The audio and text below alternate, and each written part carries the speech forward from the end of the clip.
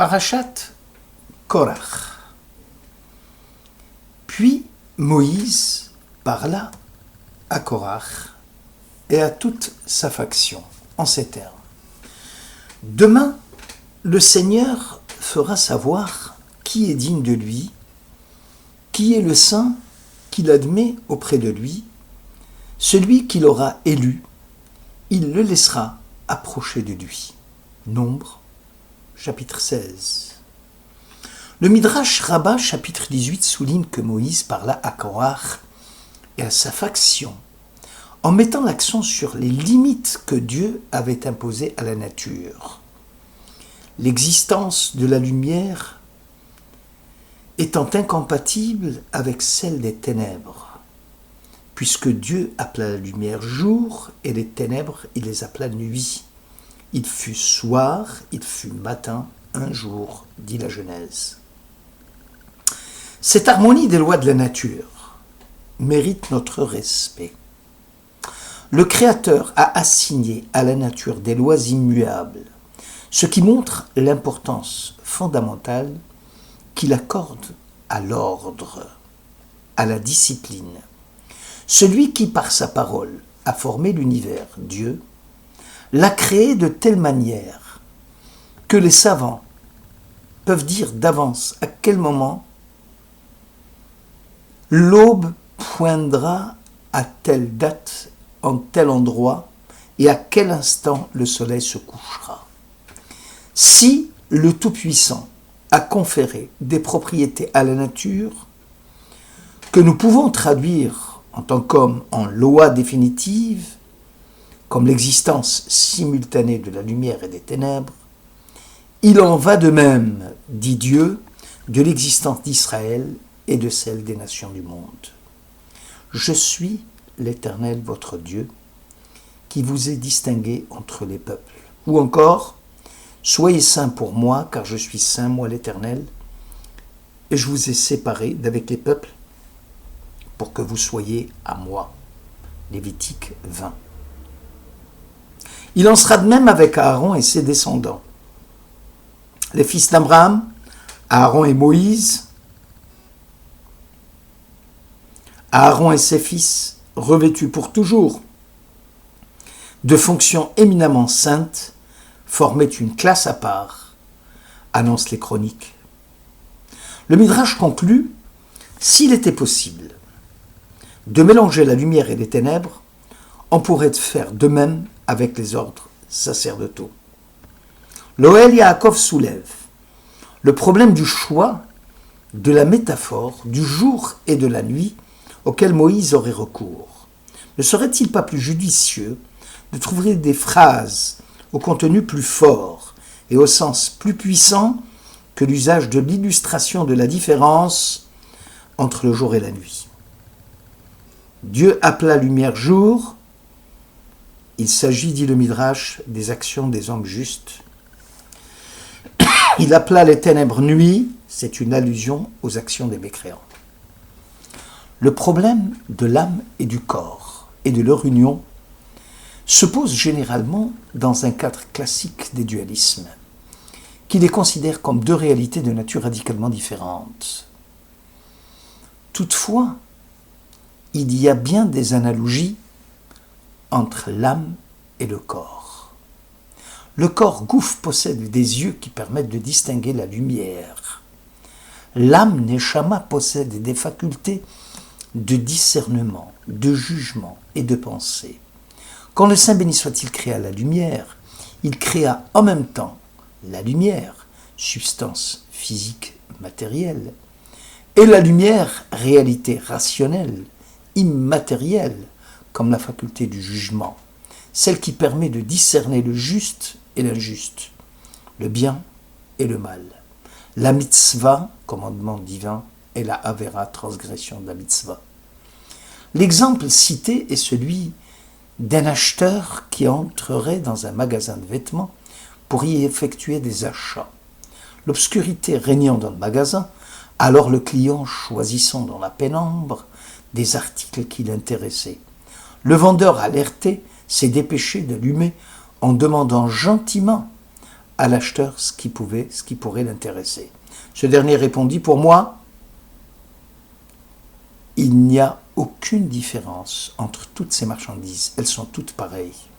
Le vendeur appuya sur l'interrupteur, éteignit les lumières, à la grande surprise de l'acheteur en disant « Si toutes les marchandises se valent, alors la lumière n'a pas eu lieu d'éclairer. » Dieu, en créant la lumière physique et la lumière qui a pour effet de rendre la réalité présente à l'intelligence, avait pour objectif de permettre à l'homme de discerner entre le bien et le mal, entre le sage et le sot, entre le juste et l'impie, entre l'oppresseur et l'opprimé. Cette faculté de comprendre par l'intelligence, de connaître en vue d'une évaluation, permet de situer chaque individu selon son niveau et ses compétences, avec une différenciation qui permet à chacun de jouer son rôle ou sa mission précise dans la société organisée. Quand Korach s'écrie « Toute l'assemblée est sainte », il met tout le monde au même niveau. Ce nivellement souhaité par Korach renferme un blasphème de l'autorité divine, signifiant par là même que le jugement, l'évaluation, l'entendement, toutes ces facultés de la raison étaient superflues dans l'ordre de la création, puisque de toute façon, tout le monde était logé à la même enseigne et serait au même niveau. Le Nachalat Eliyahu commente ainsi le verset « Demain, le Seigneur fera savoir qui est digne de lui. » Demain est une formule allusive au monde futur. Tu me feras connaître le chemin de ta vie, une abondance de joie en ta présence, des délices à ta droite éternellement, disait le psalmiste au chapitre 16.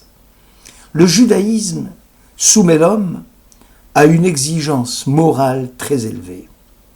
Il ignore s'il verra le fruit de ses bonnes actions dans le monde présent. Tout ce qu'il sait, c'est que son action influencera sur la condition de son peuple. Si les actes de l'individu étaient sanctionnés ici-bas par des récompenses ou des sanctions, intervenant automatiquement, les notions du bien et du mal perdraient tout contenu moral. En réalité, les actions humaines, d'une manière générale, reçoivent rétribution non comme conséquence automatique immédiate, mais à distance, de sorte que le principe de la justice soit sauvegardé. Pourquoi y a-t-il des justes souffrants et des mécréants heureux? Et l'acte conserve sa valeur morale. La loi divine va opérer ici deux transferts. Premièrement, récompense et châtiment s'exercent sur l'individu, mais dans le monde futur, récompense et châtiment s'exercent ici-bas sur la collectivité, c'est-à-dire à distance de l'individu. Deuxièmement, récompense et châtiment s'exercent sur l'individu, mais dans le monde futur, à distance du monde présent. Actuellement, la manifestation de la providence se fait d'une façon voilée, masquée, sans que nous distinguions bien le sort réservé au juste et celui réservé à l'impie, jusqu'au jour où, de nouveau, comme dit le prophète Malachi, alors vous verrez la différence entre le juste et le méchant, le serviteur de Dieu et celui qui ne l'a pas servi. Le Kéliakar fait remarquer que la parole de Moïse à l'adresse de Korach, « Demain le Seigneur fera savoir qui est digne de lui », concerne essentiellement les prélèvements destinés en l'honneur de Dieu accordés au Kohen, à ses fils, comme étant des revenus. Korach harangua la foule en soutenant qu'une veuve qui possédait une brebis devait s'acquitter de plusieurs taxes. La première était celle destinée au Kohen. Le premier, né annuel, aussi donnera au Kohen. La chair, les bras de l'animal, comme celle des mâchoires, reviendra au Kohen. Finalement, que restera-t-il à la jeune femme ? Disait Korach au peuple. Moïse expliqua que les dons en question prélevés sur toutes les choses saintes des enfants d'Israël étaient à l'origine destinés à Dieu. Seulement Dieu va les assigner par prérogative à Aaron et à ses fils, comme cela lui sera confirmé plus tard. Toutes les offrandes, soit ablation, soit expiation, ou sacrifice délictif, quelconque dont on me fera hommage, appartiendront comme sainteté éminente à toi, Aaron, et à tes fils, disait Dieu au chapitre 18 des Nombres. On voit donc que la notion de Boker, qui signifiait le matin, signifie que les prémices que les fils d'Israël devaient offrir à Dieu, ils auront à les donner d'abord au Kohen, lequel Yakar se réfère au don que l'on fait avec joie, avec un visage radieux, illuminé, allusion à la lumière naturelle. C'est Dieu et lui seul qui demande à ce que toute chose dévouée par interdit à Israël appartiendrait au Kohen. C'est une alliance de sel inaltérable établie par l'Éternel pour Aaron et sa postérité, récusant ainsi toutes les accusations injustifiées de Korach et de sa faction.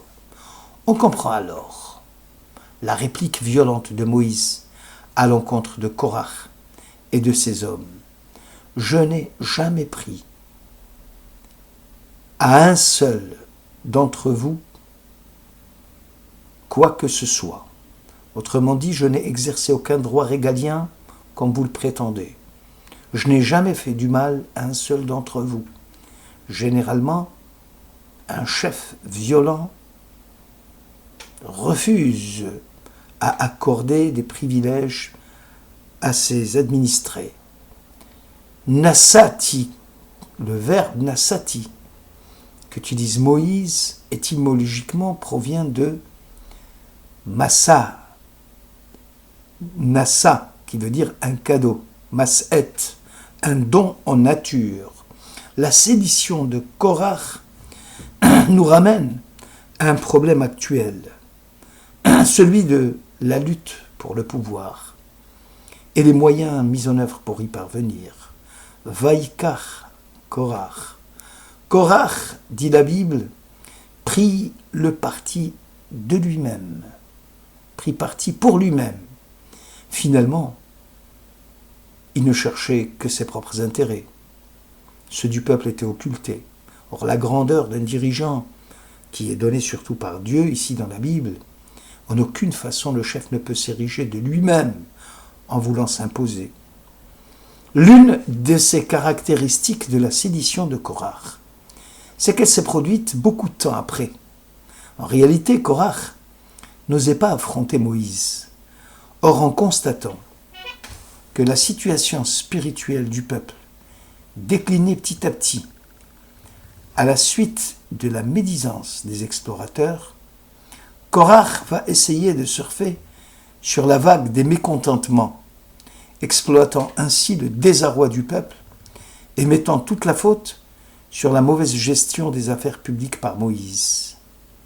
Le constat, hélas, est celui que nous connaissons lors des campagnes électorales. Le Midrash Pélia rapporte, comprenant la défense d'Israël à la suite de la faute du veau d'or, Moïse dit à Dieu franchement, « Tes 10 paroles ont été prononcées au singulier, mais elles s'adressaient avant tout à moi, Moïse, et non au peuple. Alors en quoi Israël serait-il coupable ?» Korach, en affirmant que toute l'assemblée de Dieu était sainte, et donc toute l'assemblée de Dieu a entendu la voix divine au Sinaï, remet en cause la brillante plaidoirie de Moïse en attirant de nouveau le courroux de Dieu contre son peuple Israël. Là aussi, c'est un constat navrant que nous connaissons. En matière politique, en matière électorale, tous les coups bas sont permis. Tout se passe. Tout le passé des candidats et remuées. Toutes les bonnes intentions sont détournées de leur but et tournées en ridicule. Qui étaient les séditieux? Les sages les appellent Korah va'adato. Korah et sa faction. C'est-à-dire que rien ne pouvait les rapprocher, si ce n'est l'ambition démesurée de la prise du pouvoir.